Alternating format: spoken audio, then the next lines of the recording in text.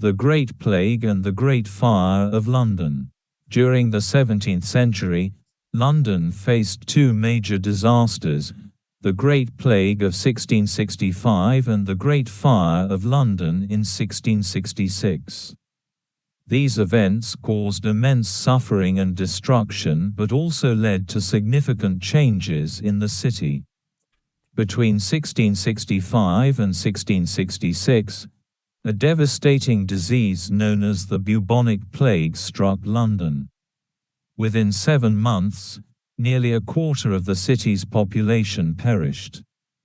The plague was spread by fleas carried on rats, which thrived in the overcrowded and unsanitary conditions of the city.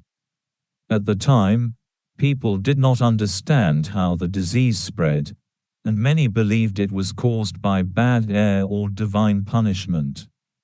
Symptoms of the plague included fever, painful swellings, buboes, vomiting, and eventually death.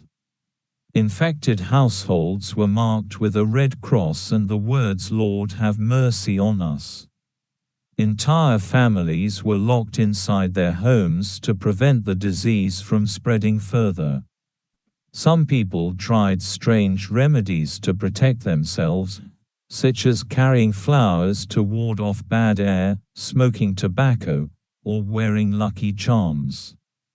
By the end of 1665, official records stated that 68,596 people had died, though historians believe the real death toll was much higher, possibly around 100,000.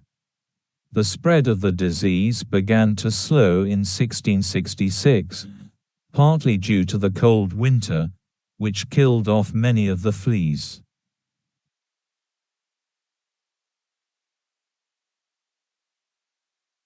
Just as the city was recovering from the plague, another disaster struck. On the early morning of September 2, 1666, a fire broke out in the bakery of Thomas Fariner on Pudding Lane. The fire quickly spread due to the wooden houses and narrow streets. A strong wind from the east fueled the flames, turning London into an inferno. People panicked, trying to escape on carts or boats, while others buried their valuables in gardens. The fire raged for 4 days, destroying thousands of homes, churches, and important buildings, including St. Paul's Cathedral.